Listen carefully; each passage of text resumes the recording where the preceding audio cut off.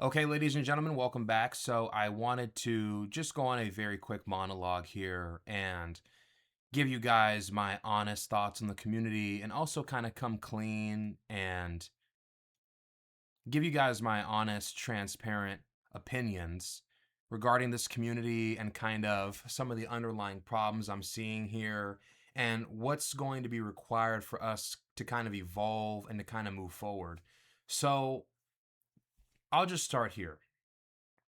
When I first entered this space, when I first started making mulatto content, biracial content, I came here under the impression that this was going to be a community of robust political, you know, disagreements. There was going to be ideas. There was going to be, different ideologies, competing with one another. It was going to be a marketplace where mulattoes were going to come together, game plan, network, discuss how we were going to expand our brand, expand this movement, expand, what we're doing to society, right? So that we could actually get things going, get as many people recruited as possible. Um, really take this thing to the next level. That's what I initially assumed was going to be the case when I got here, when I started making content. And my experience thus far has been, there's been some good. Definitely, I feel inspired for sure. I feel a sense of inspiration because, we're reclaiming something. We're taking back our identity. We're taking back our history, our name, our heroes, our icons. We're taking all of that back, right? And we're finding a sense of real identity that's going to give us a sense of power in the world. You know what I mean?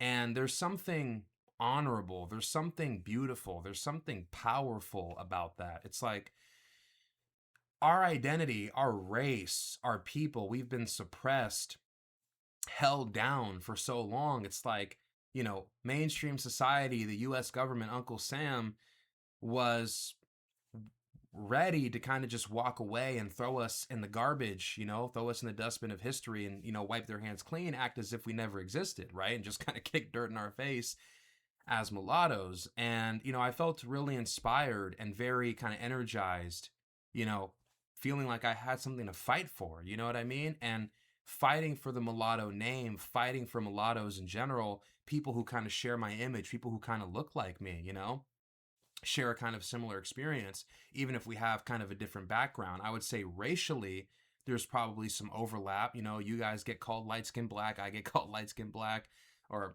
from time to time that happens. You guys probably get, misidentified. I got misidentified. So racially, there was a similar experience there, I would say, even if our cultural backgrounds might be different. I'm Latin, you guys might be German or English or something like that. But like I said, initially when I came here, I thought it was going to be like a mosaic of different ethnic, backgrounds, different kinds of people, different experiences, different ideas. And unfortunately, it wasn't what I was hoping it was going to be, The community has been very divided. It's been very hostile at times. There's a lot of interpersonal conflict. There's a lot of interpersonal beef. There's a lot of issues. There's a lot of tribalism and these sorts of things.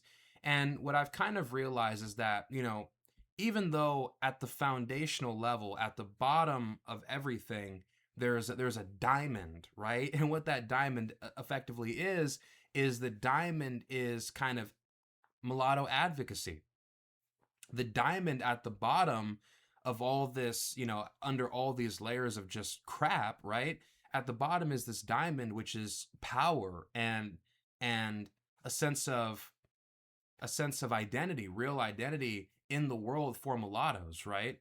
And that's always what I kind of envisioned us kind of coming together to advocate for. And so that diamond sitting at the bottom under all these layers of garbage and crap, that's really what this is all about for me. It's about uniting mulattoes. It's about advancing a particular agenda, advancing our mission, unifying our race, spreading this message to a mainstream audience, spreading this message to the American public, because there's a lot of black, white, biracials out there who need to hear this. There's a lot of people in general If black, white, biracials don't care about this message, then there's a lot of Afro mestizos who might need to hear this message, who are racially mulatto. And like I said, when I initially started this, I was hoping we were going to take a more kind of serious, intellectual, deep response. But unfortunately, there's none of that. There's no, I mean, there's a couple interviews, but there's not many interviews. There hasn't been any real debates. Nobody has put out any kind of substantive writing material, nothing intellectually deep. So, it's good we got our live streams, our videos, but in general, it's kind of intellectually bankrupt and more needs to be done. And I'll give Vanguard his credit. The guy, he built the space, he did a lot of good things. He's advocated for mulattoes for several years, but he's doing his own thing, and I think that there needs to be kind of development. There needs to be a kind of development. We need to kind of start having more serious conversations. We need to kind of start debating things more openly, and we need to start actually having real robust disagreements, because disagreements, that's what's required for us to kind of sharpen each other, see where we agree, see where we disagree, and then we can kind of move up from there. But without that, without the kind of intellectual dimension to this community, it's always going to be stagnant. It's always going to be stuck at a lower level where we're kind of preaching to the choir. We're kind of rehashing or relitigating the same things. It's like, well, yeah, we get it. Black people want to one drop us, and white nationalists and black nationalists are bad and all that kind of stuff. But like, we need to go beyond that. We need to go beyond, right? And that's what's missing from this community. And I made the mistake of kind of falling into the drama. That was a huge error on my part. When I came in here, I inherited all these kinds of beefs. I inherited all these kinds of problems. And what I've realized is you have all these bad actors. You got all these liars. You got all these people who are dishonest, who kind of want to misrepresent you, who want to undermine you and attack you. And, of course, that's kind of the nature of it. There's power struggles and things like that. But it got a lot nastier than I was hoping it would get. And it got to a point where it's like, I kind of got consumed by that. There's people who are calling you a domestic T word. They're putting words in your mouth, and it's like, well, if people are just gonna lie on you like that, you kind of got to just move away from them, and you can't even engage them because you kind of got to fight fire with fire. If you're fighting a snake, you got to kind of become a snake and use snake tactics, and it's like, that's bad for me. So I'm going to come out now and I'm just going to formally say, like, all kind of my previous beefs and all kind of like my previous kind of like enemies and all that kind of stuff, like, I'm kind of over it. I'm done. Like, I hope they just kind of leave me alone, stop talking about me, and I'm going to stop talking about them. And I make that a commitment, from this day moving forward. I'm not engaging these people anymore, because like, they're not really worth my time, and they're all dishonest. They just lie. That's what all these people do. So that's the first thing I'd say. Just the community, we have to do better, and I have to do better. And unfortunately, what I've realized is, and this is kind of, I guess you could say it's a black pill, but at the same time, it's kind of a clear pill. Like I said, when I came in here, I hoped that there could be potential bridge building, right? I tried to reach out to some of these people. I wanted to apologize. I wanted to make amends. I wanted to kind of squash the beefs. I was hoping that we could kind of build together. But yeah, that was a massive error. And, I was foolish enough to basically say, F these people for life. And then shortly afterwards, I tried to reconcile with them, because I really thought, well, you know what? Maybe my heart has been hardened a little bit too quickly. I'll try to work it out with them. There's no way. I can never work it out with these people. It's impossible. We can't reconcile. So it is what it is. There's going to be beefs. There's going to be tribalism. There's going to be kind of, fragmentation and these sorts of things. That's just the nature of it. I tried to keep my hope alive that we could all kind of come together in this community. It's not happening. That ship has sailed. We've crossed the Rubicon. Like, yeah, like, I can't be associated with kind of like dishonest people who just want to slander and defame. So, I kind of got to move away from that. And this is the clear pill. The clear pill is I've begun to realize that kind of in this kind of like cesspit of a community, it's not great, you know, this kind of like biracial, mixed, mulatto kind of pan community, whatever you want to call it, this kind of space. Yeah, like the clear pill is that as an individual person, as an individual creator, you know, the only hope that there really is for things to kind of improve is if I do better. So it's incumbent upon me to evolve. It's incumbent upon me to kind of lead the way, have these difficult conversations, host these debates, move things forward, elevate things, and kind of start from scratch, kind of create a better community or lead by example. Because yeah, like the idea that we're gonna like squash beef on like a live stream, totally out of the window. That's not happening. So that's kind of my introduction, you know. I'm coming to terms with the reality of this community and what I've walked into and what I've inherited. And like the idea that we're gonna like fix it or repair it, you know, that's not gonna happen. It is what it is. I'm gonna just kind of have to, you know, move in a different direction. Hopefully, this situation can evolve from there. Hopefully, it can get better. It's gonna require me to make it better, create a better community, create a more inclusive environment where everybody can kind of come together and network. Which kind of leads me to my second point. You know, in regards to the whole pan mulatto thing, do I like the idea of pan mulattoism or unification of mulattoes here in the United States? Of course, I love that idea. It's something I've been advocating for since day one.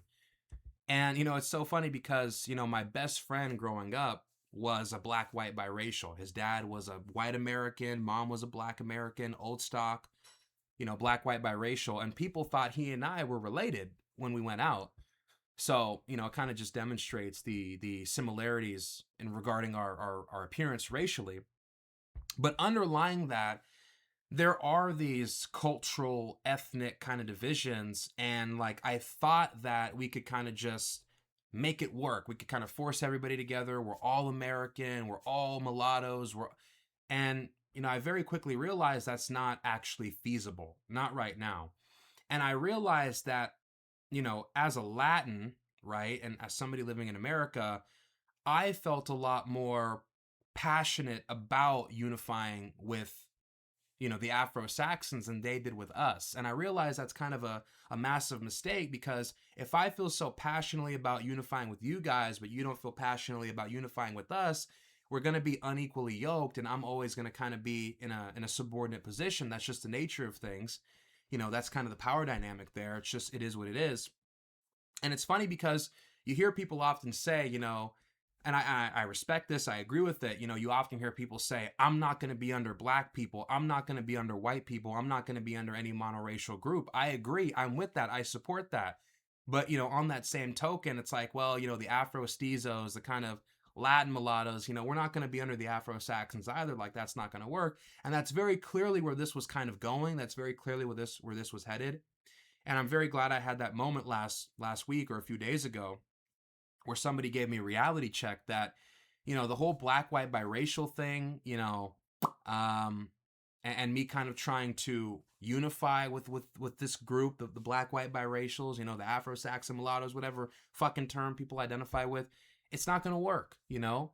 In order for pan mulattoism to actually work, it's going to require both of us to come together. It can't just be the Latins desperately wanting to unify with you guys, and you guys are kind of like treating us like tethers. I'm hearing this language kind of being thrown around now. People are saying the word tether to refer to Latins, and it's like, okay, you know, this is my country. I was born here. Both of my parents were born here. I'm the descendant of Choctaw Native Americans. I'm the descendant of African slaves. I'm FBA descended. So this whole kind of like tether shit, like you're a tether, you know what? We can't work together because this is my fucking country. I was born here. This is my land. I have indigenous blood. You know, my great grandma was born in Okmulgee, Oklahoma, which is the capital of Muskegon Nation. She's a Choctaw Native American. And you're going to tell me this isn't my country because my dad is Latin? It's not going to go like that. So what needs to happen is this. All the Afro-Stizos, the Latin mulattoes, we got to go our own way. We got to build our own thing. And I'm going to try to make that happen as much as I possibly can with all the Blaxicans, all the kind of Afro Hispanics, Afro Stizos. We got to go do our own thing because these people, they don't fuck with us like that. Some of them do. A lot of you guys are cool, but a lot of them don't because they're like, well, this is our country. This is our land. This is our shit. You're going to have to fight for our validation. And I'm not doing that because it's like I already got to kind of worry. It's like I'm not going to be under blacks, okay? I'm not going to be under whites, but I'm also not going to be under you just because you're black and white American. Like that's not going to work actually. Fuck that, you know? So I'm going to go my own way. We can build our own thing. It's going to be Latin specific, but it's going to be a pan mulatto community. Everybody's welcome. The Afro Saxons are welcome. Old stock, black, white, biracials, you know, all these kinds of sub identities that people seem to have an attachment to, which I respect. I don't want to force everybody together. It kind of has to happen naturally. I can't force it. That was a mistake I was making, unfortunately. It's one of those things that's going to require commitment. It's going to require patience. It's going to require dedication to actually make that work in the United States. And I kind of want to lead down that path because I'm gonna just be totally honest. Like, if the dynamic is one where, you know, I'm sorry, this is the only term that I can think of. The Afro-Saxon mulattoes, the old stock biracials are holding all the cards. And I'm sitting here as one man caping super hard for you guys, and it's just me, but you guys don't fuck with the Latin mulattoes, and you guys are calling us tethers and saying there's some kind of like Latino conspiracy. I'm hearing that now there's a Latino conspiracy to take black, white, American biracial history. It's like, okay, well, you know, I'm not interested in that. You know, you can keep your history. I guess I'll just go build over here. But it's like, if we're going to do a real pan mulatto thing, it's going to require everybody to kind of come together, put down their sub identities. I get it, you're an Afro-Saxon, but right now we're mulatto. I get it, you're an old stock black, white, biracial, but right now you're mulatto. I get it, I'm Afro-Stizo, but right now I'm mulatto. And we can kind of come together on that basis and build together, network together. In America, I'm not worried about these foreigners. I'm not worried about, you know, people in Colombia, Venezuela, the DR, Europe. Like, you know, I can go help them. I can go build them. I'll advocate for them. But like, those people can't do anything for me. It's just the truth. And I can't do anything for them except, you know, maybe try to advocate or network, but like the movement is here in this country. So I'm hearing people say there's a Latino conspiracy. The Latins, you know, they're trying to take our history. I saw some person say this, and it's very funny because the person who is alleging that the Latins are trying to take or co-opt black, white, biracial history, I saw another person kind of promoting this. It's like, well, the person who's floating that theory, the person who's pushing that narrative about the Latins trying to take black, white, biracial history, the person who is saying that literally believes in the one drop rule. You do know this, right? I was in a group chat with this person on TikTok. This person was literally saying mulattoes are just black.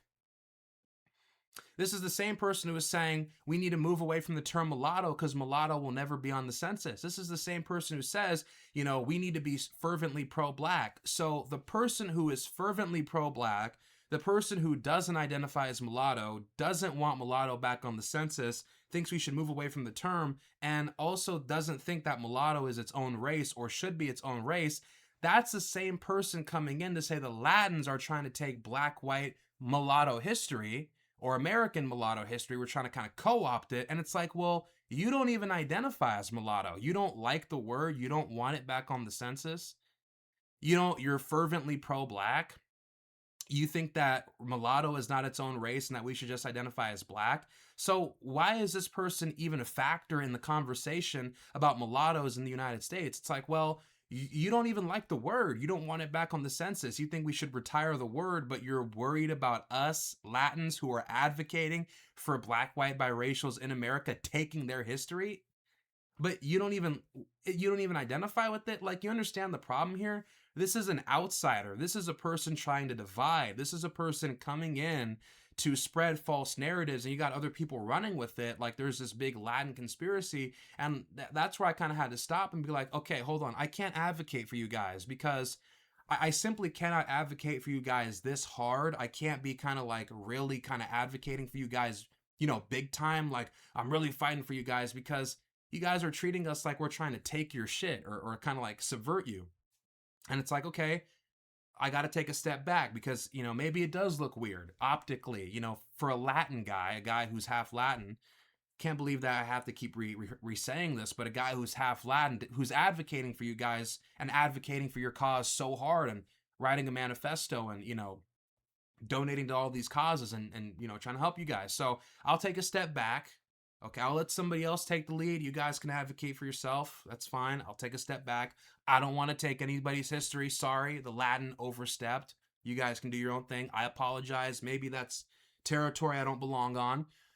And I'll go work with the Afro-Stizos. I'll go work with these kind of Latin mulattoes, and we'll kind of build our own thing. And then we can kind of come together as equals within our own kind of factions, our own kind of departments of the community. There will be an Afro-Stizo, Latin mulatto section. There will be an Afro-Saxon section, whatever other section that crops up. And we can kind of all work together at advancing the mulatto agenda in this country.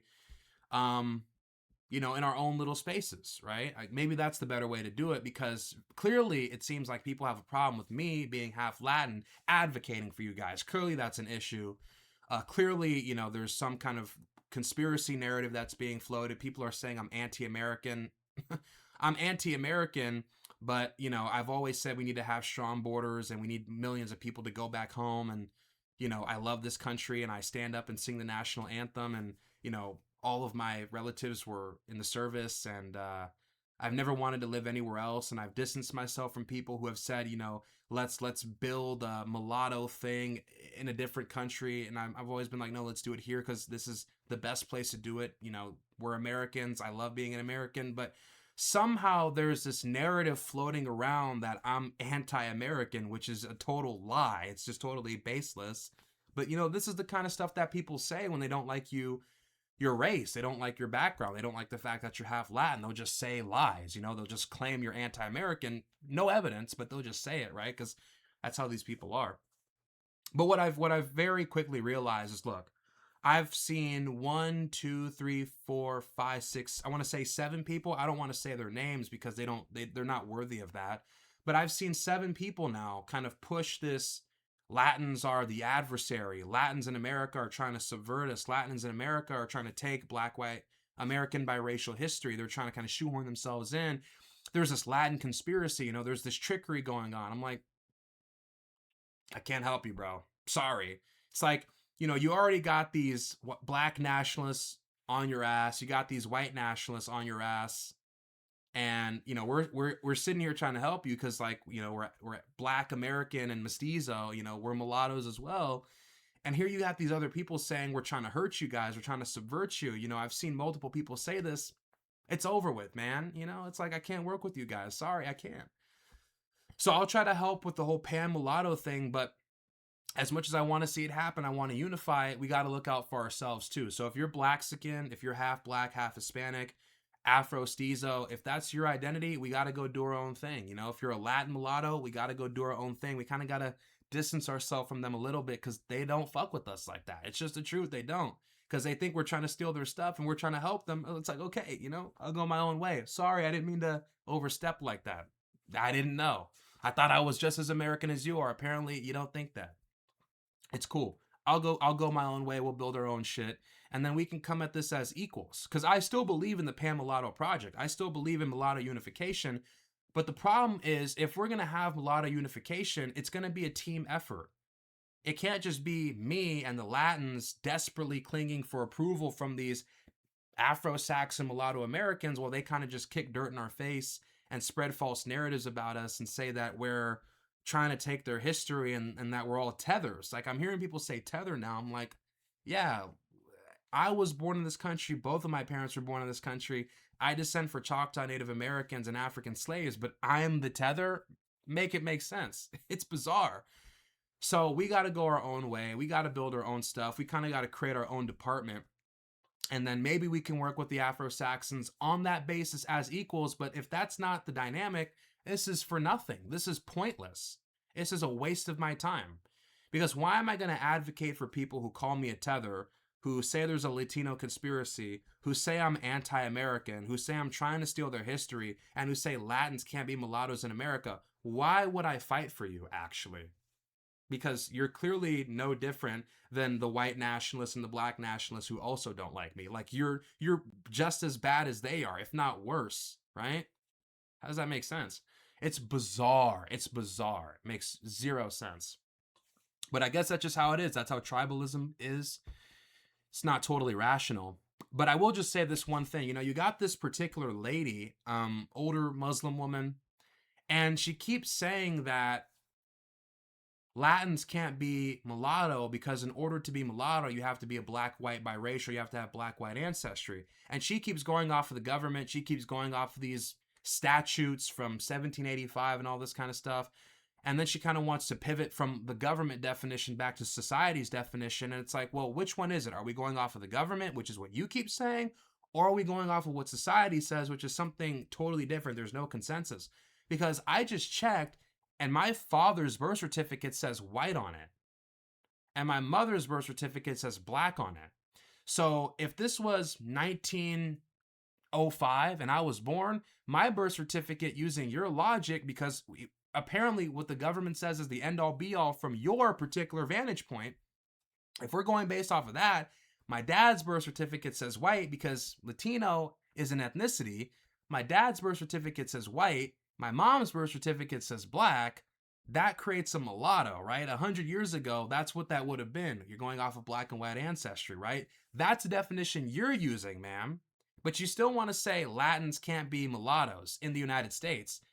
And what you're doing, and I can see this very clearly, is anachronistic. You're trying to look at modern definitions of race, which I think they have on the census. There's, you know, Hispanic and Latino, but that's an ethnicity. And maybe you can mark that off on the census.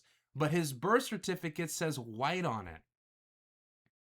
So you can't apply kind of modern standards for race and then project them or retrofit them onto the 1900s and say because today some Latins might be categorized as non-white, that means they wouldn't have been categorized as white in 1905. Like, that doesn't make sense. You have to go based on the racial categories that were available back then and where my parents would have fit back then, not take what it is today and then project it onto 1905 and then make that your argument, because that's not how that works. Like I said, that's anachronistic.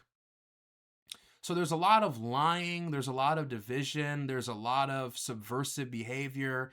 And, you know, I have to be the one who comes out and calls it out because I'm done with the lies, man. So many liars, so many traitors, so many bad actors. I thought the mulatto thing was going to bring us together, but it's not. And like I said, I still believe in the pan-mulatto kind of mulatto unification thing. The pan kind of is irrelevant because, like, these mulattoes in other countries, you know, I want to help you guys, but I can't really help you. There's only so much I can do, you know. I'll do what I can, but, you know, my hands are kind of tied here, you know. So I believe in mulatto unification in America, mulatto unification in the United States between all mulattoes. Yes, even Afro-Semites. If you're Afro-Semitic, I still consider that mulatto because Semites, Arab, Turkish, Middle Eastern, North African, they're all considered white. If you're going by what the government says, which is what this one lady seems to think is the standard, so if you're Afro-Semitic, Afro-Saxon, Afro-Stizo, whatever, you're a mulatto, I'm advocating for you. I believe all of us should come together, but it has to be at an equally yoked, equal kind of power distribution, because if not, if there's not an equal power distribution, I'm going to get fucked. We're going to get fucked, you know? People get power hungry, people get greedy, power kind of fucks people's heads up. They start acting different. So there needs to be an equal power distribution. You know what I mean? That's just how that's how it's going to have to be for this to kind of work. For the pan-mulatto thing, the mulatto unification thing in America to work, there has to be an equal kind of footing, if that makes sense. Roughly equal footing. So I'm calling on Puerto Ricans and Dominicans in the United States to come work with me. We can form our own little group because these people don't fuck with us like that. You know, if you're Afro-Stizo, you can come work with me. We'll form our own little group. We kind of got to move away. We can't depend on them too much because they don't fuck with us, my man. You know, that's how it is. It is what it is. So we can build our own thing and then we can kind of work with them on equal footing. I'm going to try to get that established as quickly as possible. But like I said, the mulatto unification thing, it's going to require dedication and work from everybody. This is a team effort. It can't just be one group kind of, you know, kissing the other group's ass. Can never work that way. People respect strength. People respect power. People respect confidence. People respect numbers. It's just what it is. That's how humans are. So we got to have numbers. And that's just the reality of the situation. That's the reality of this kind of community, you know? We kind of got to have to earn our spot. You know, we're going to have to work our way up, increase our numbers, increase our positioning.